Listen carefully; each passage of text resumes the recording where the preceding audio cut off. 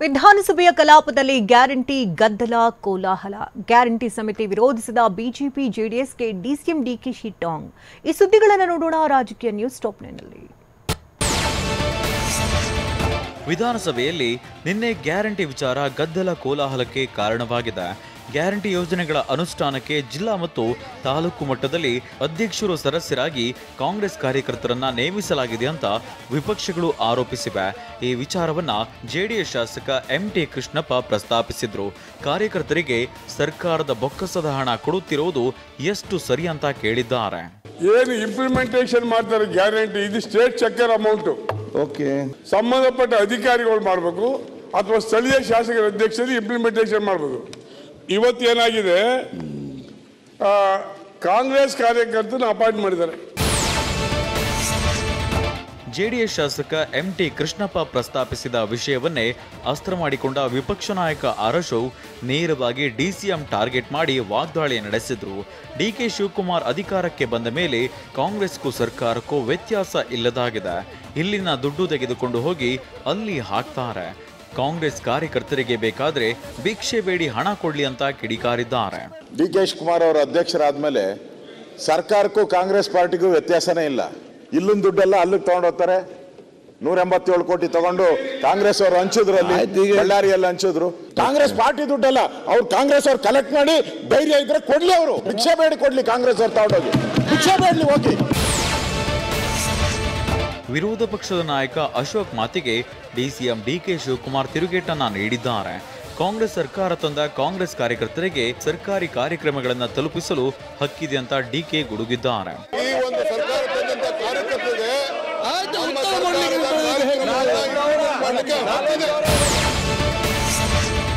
ಸರ್ಕಾರಿ ಕಾರ್ಯಕ್ರಮಗಳನ್ನು ತಲುಪಿಸಲು ಕಾಂಗ್ರೆಸ್ ಕಾರ್ಯಕರ್ತರಿಗೆ ಹಕ್ಕಿದೆ ಅಂತ ಡಿಕೆ ಶಿವಕುಮಾರ್ ಹೇಳಿಕೆಗೆ ಶಾಸಕ ಆರಗ ಜ್ಞಾನೇಂದ್ರ ಕಿಡಿಕಾರಿದ್ದಾರೆ.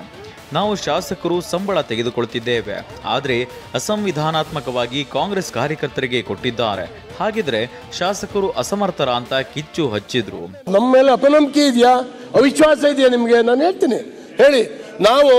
ನಾವಿಲ್ಲಿ ಸಂಬಳ ತಗೊಳ್ತಾ ಇದ್ದೀವಿ, ನಾವು TAD ಕ್ಲೈಮ್ ಮಾಡ್ತಾ ಇದ್ದೀವಿ, ನಾವೆಲ್ಲ ಶಾಸಕರು. ಹಾಗಾದ್ರೆ ನಾವೇನು ಕೆಲಸ ಮಾಡೋದಲ್ಲಿ? ನಾವು ಇದನ್ನೇ ಮಾಡ್ಲಿಕ್ಕಾಗಿ ಜನ ದಯವಿಟ್ಟು ನೀವು ಶಾಸಕರಾಗಿರ್ತಕ್ಕಂಥವ್ರು, ಇದು ಪ್ರಜಾಪ್ರಭುತ್ವದ ಪದ್ಧತಿ ಅಲ್ಲ, ಅನ್ಕಾನ್ಸ್ಟಿಟ್ಯೂಷನಲ್ ಬಾಡಿ ಅದು. ಬಿಜೆಪಿ ನಾಯಕರ ಆರೋಪಕ್ಕೆ ಸಚಿವ ಪ್ರಿಯಾಂಕ್ ಖರ್ಗೆ ತಿರುಗೇಟನ್ನ ನೀಡಿದ್ದಾರೆ.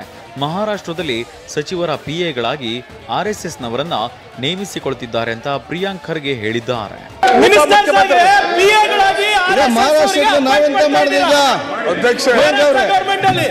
ಇದಕ್ಕೆ ಸ್ಯಾಲರಿ ಯಾರು? ಬಿಜೆಪಿ ಅಧ್ಯಕ್ಷರು.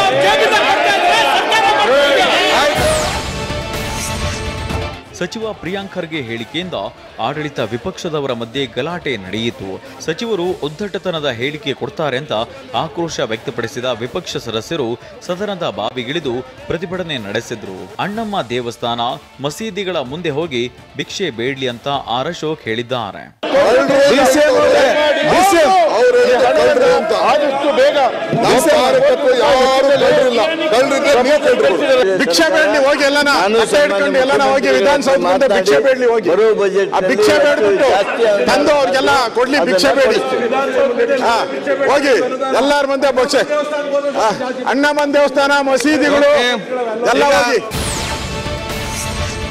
ಅಂಗನವಾಡಿ ಆಶಾ ಕಾರ್ಯಕರ್ತೆಯರಿಗೆ ಕೊಡಲು ಹಣವಿಲ್ಲ, ಆದರೆ ಗ್ಯಾರಂಟಿ ಅನುಷ್ಠಾನ ಸಮಿತಿ ಸದಸ್ಯರಿಗೆ ಮಾತ್ರ ಹಣ ಕೊಡ್ತಾರೆ ಅಂತ ಅಶೋಕ್ ಕಿಡಿಕಾರಿದ್ದಾರೆ. ವಿಧಾನಸೌಧದಲ್ಲಿ ಮಾತನಾಡಿದ ಅವರು ರಾಜ್ಯ ಸರ್ಕಾರದ ನಡೆ ಖಂಡಿಸಿ ಇಂದು ಪ್ರತಿಭಟನೆ ಮಾಡ್ತೇವೆ ಅಂತ ಹೇಳಿದ್ದಾರೆ. ಅಂಗನವಾಡಿಯವ್ರಿಗೆ ಕೊಡಕ ಇಲ್ಲ ದುಡ್ಡು, ಆಶಾ ಕಾರ್ಯಕರ್ತರಿಗೆ ದುಡ್ಡಿಲ್ಲ, ಅಂಗನವಾಡಿಯಲ್ಲಿ ಅಡುಗೆ ಮಾಡುವಂಥ ತಾಯಂದಿರೇನಿದ್ದಾರೆ ಅವ್ರಿಗೆ ಕೊಡಕ್ಕೆ ದುಡ್ಡಿಲ್ಲ. ಈ ಕಾಂಗ್ರೆಸ್ ಲೂಟಿಕೋರರಿಗೆ ದುಡ್ಡು 40,000 25,000 ಲೂಟಿ.